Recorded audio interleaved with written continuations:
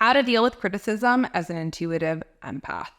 Hearing criticism is never fun, but when you're an intuitive, empathic, deep-feeling person, criticism can cut super deep. This can trigger really super powerful emotional reactions, can erode away at our self-confidence, and also can really disturb our sense of self.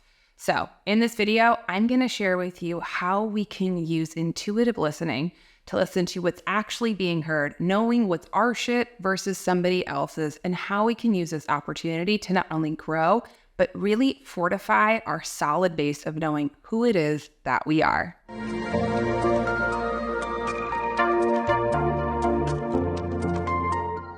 Nobody likes criticism, but for intuitive, empathic people, criticism can often be crippling, devastating, and can often really trigger deep old wounds around our lovability, our availability, our worthiness.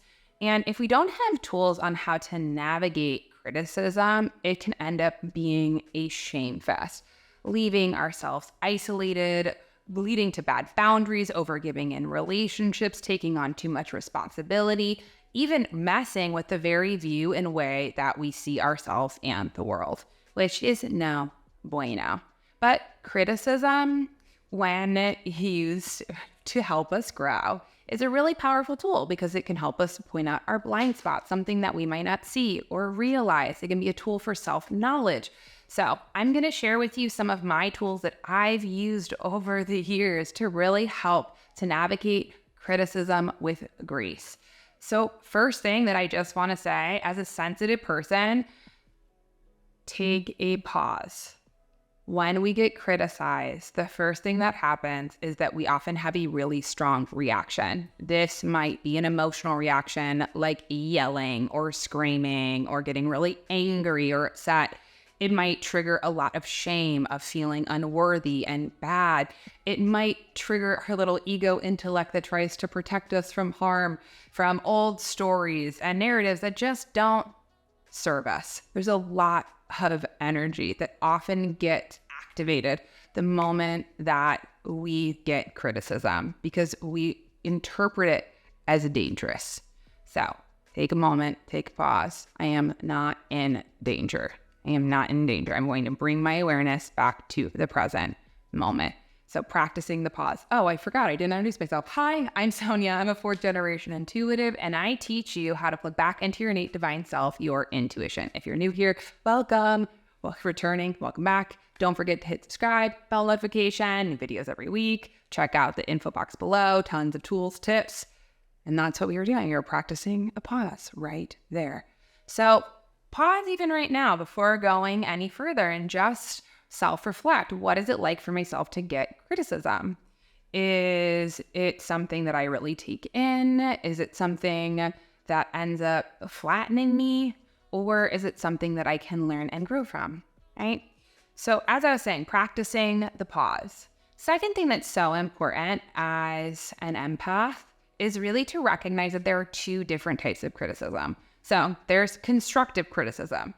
In constructive criticism, the very grounded way is that they're pointing out a fault, but they're also giving you a solution, right? So constructive criticism would be, Sonia, you're always canceling plans at the last minute, and it really upsets me.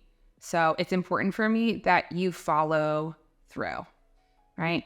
Constructive, pointing out, hey, I might not be that grounded. Maybe I am all over the place. Maybe that is something that I need to take in. It is pointing out a blind spot, helping me grow, and also is there for, it's like watering your garden. Destructive criticism is just that. Destructive criticism often blames, shames, all or nothing, no solution. You're always wrong. It's always like this. It attacks your character and it's meant to tear you down, right? Is somebody trying to offer you feedback as a way to help promote connection and growth, or are they just trying to make you feel bad? Right? So there are 2 different types of criticisms. Second, this is where we can use our intuitive sense of first, as we're paused, we've got our criticism, practice the pause. What kind is it? And then checking in with even who's in front of us, right? What kind of day have they had? What's going on in their world, right? Just being curious. This is where we can use discernment of just starting to check in. I know, for example, my own eagle barking dog, when I get super triggered, when I'm overwhelmed, when I'm super stressed, I can be a lot quicker to be critical of my partner. You don't wash the dishes. You don't do this. You don't do that, which often is just a mirror of me being stressed and has nothing to do with him at all. So even checking in, who am I talking to? Are they downloading? Doesn't mean it's okay, but can give us some awareness and some space of how we can navigate. Now, third, which is so important, re-regulate your nervous system. When we get criticized, I know when I get criticized, it can really impact my fight, flight, freeze response. This is where I freak out. I'm like, oh my goodness, I'm under attack. My ego intellect, I am in danger. So one of three things happen or has happened in the past. One, I react super strongly. I get really mad and loud and yell and really defend myself, right? Make the other person wrong. Especially sometimes with destructive. Sometimes I've definitely, in my younger days, shot also back from the hip. We're learning, we're growing. But just in that same way of taking that pause, re-regulating, fight, flight, I'm going to run away. I gotta go. I gotta get in my car. I gotta drive away, or freeze of just being like, oh my goodness, I don't even know what to say. I can't even deal with it. So taking a moment to pause of when we get criticism or when we get criticized, and you can very easily, and this is something that I do with my family members, with my partner, with, my friends, because I'm always open to feedback of where I can learn and grow, is I will often just say, hold on, I need a moment. What you're saying is important to me, but I need a pause to just process how I'm feeling. That allows me to come back to the moment, hand on my heart, hand on my belly. I might even say, I need 5 minutes and go for a walk to re-regulate, right? It's very important to give ourselves a moment of calm before reacting, because what's interesting is the higher that our heart rate goes, the less capacity biologically that we have to listen and hear the other person. And especially if they're trying to tell you something important, if they're trying to, it's like my criticism is telling you something important, right? So even with your boss, he's like, you're late and you did this wrong. Ego intellect, right? Gets triggered, fight, flight, freeze, freak out, right? This is where we might go into self-abandonment, go into that old narrative. I'm no good. I'm the worst employee in the world. I'm going to get fired. Nobody likes me. That pulls on all of this old stuff that is not true at all, right? Maybe your boss is just pointing out something where you can do better and does not have a reflection on your worthiness. So fight, flight, freeze, pause, re-regulate, and then we do a reality check, right? Is what this person, is what they're telling me something that resonates as true? Does it line up with my actions? You can tell a person by their actions. For example, I had a client, super sensitive, super intuitive, and she would get into these fights with her mom that would end up just exhausting her. She was very close with her mom and her dad, but her and her mom would have these very intense blow up fights. And her mom would often give her a lot of criticism and be like, you're unaccountable, you're all over the place, you never commit to anything, you're always blowing me off, all these different things. And every time that would happen, she would just take it all in.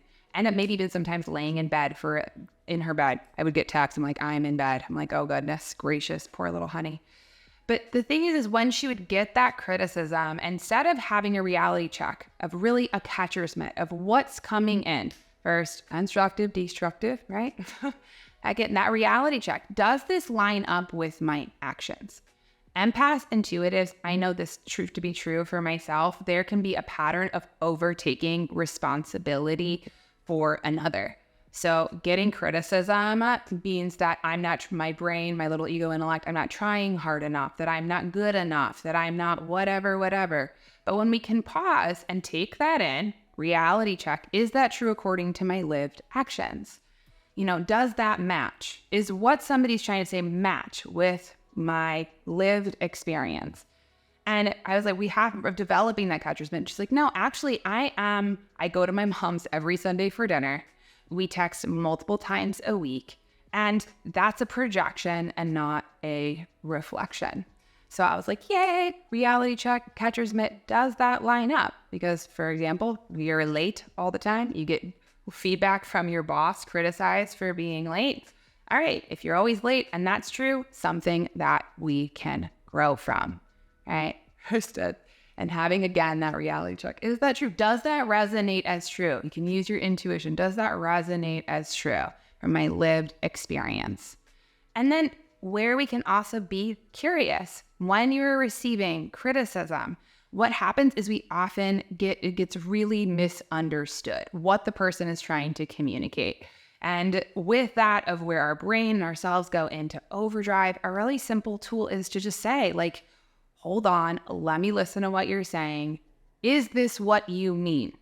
Is this what you mean? Am I clear? Is it that, you feel that I don't call you enough, or that you can't count on me? Is that what you're saying? This is really important because often when we're in moments of conflict, and especially when you're triggered, we can misunderstand a lot. And when we can open up to our curiosity of just being like, let me be clear of what's happening, this can also help us parse through and understand and actually use useful criticism as a place to grow, and also a really clear mirror to what this person might need, right? So for example, with my client, she's like, deconstructive criticism, Mom, I'm not available to this. It's hurt my feelings, but what is something that you want me to hear? What's actually going on? Am I clear? And she basically was just like, I miss you and I want to hang out with you more. So, right, we can use our intuitive listening to get underneath what's being said to what is true. So after we get criticized, we really also have to train ourselves to get away from black and white thinking, all or nothing, right? It's often when criticism comes in, if you're an intuitive, empathic person, you'll believe that everything is true. I am really good, and now I'm bad, and now I'm this, and now I'm that. When our ego intellect is triggered, we get out of shades of gray, all, nothing, good, bad. So just notice, am I ruminating on something that somebody said? Am I really in sort of black and white thinking that doesn't leave any choice or solution? And that really sips away at my place of energy and power. Now, black and white thinking is, often really triggered by our feelings. And this is where you can say, how am I feeling? Am I feeling angry? Am I feeling sad? Am I feeling ashamed? This can help us to even go deeper into our own practice. Feelings are not facts. They feel true, but they are not true. So when we can use this ability to have a different perspective of, I'm even in black and white thinking right now, this means that my little ego intellect is super triggered. I need to re-regulate. I need to come back to the present moment. I need to get into shades of gray, right? Or maybe I need to journal. What am I feeling? If I'm feeling really angry, maybe you feel misunderstood. Maybe you feel mistreated. Maybe you feel jealous. Maybe you feel sad. There's a whole constellation. And when we can be aware of what our feelings are telling us as values or as pain points, that can help our relationships grow. Now, so having a new tool of practice of our feeling body, right? Feelings are not facts. And then last, so let's say you get criticized, it's constructive criticism. I can think of a relationship with a good friend of mine, and she gave me some feedback. I travel a lot and not that, so I don't have as much consistency, and she's somebody who needs a lot of consistency. And she was just giving me feedback and saying, hey, it's really hard that you're not that consistent with me. And paused before saying, I'm a bad friend. Paused, old Sonia, younger baby Sonia, who didn't have a filter, who felt too much. Paused. I was like, is that true? First, I need a minute to process. Second, is that true? Yeah, sometimes I'm not that consistent, right? That is okay. Also, is this something that I need to change? Am I doing my best? Yes, I can. Right? Even clearly asking, what is something that you need from me? Am I clear that you're feeling that I'm inconsistent and that's hard for you? Yes. Okay. Is trying to send a text X amount of times a week. What is a solution? She's like, make sure that you respond to my texts within 24 hours. A very doable solution, right? I felt bad, but that doesn't mean that it was a whole narrative. Looked at my catcher's mitt. What I saw and felt is that I really do try my absolute best. And that's all that I can do. Not a reflection on my worthiness, my lovability, but just even a better understanding of who I am. And then last, most importantly, a lot of self-care. This is where we have to practice a lot of self-compassion. I know that when I have in my own journey of learning to navigate criticism with grace, afterwards, I have a lot of self-care. This might be watching a funny movie or going for a walk or a bath, journaling, reminding myself what it is that I love about myself, why I am, what I love about my spirit, and remembering that these are places to grow. And if I really reframe it and think about it, one of my values and what I do really love is learning and growing. And that this could be an opportunity to have a new experience and evolve. And that is what our souls are here to do on Earth. So these are a lot of tools. I could probably go into depth for about a lot of them. But, first thing, pause. Always take a pause. Take a pause. Give yourself what you need. Give yourself spaciousness. And remember that, criticism is often just other people's judgment or perception.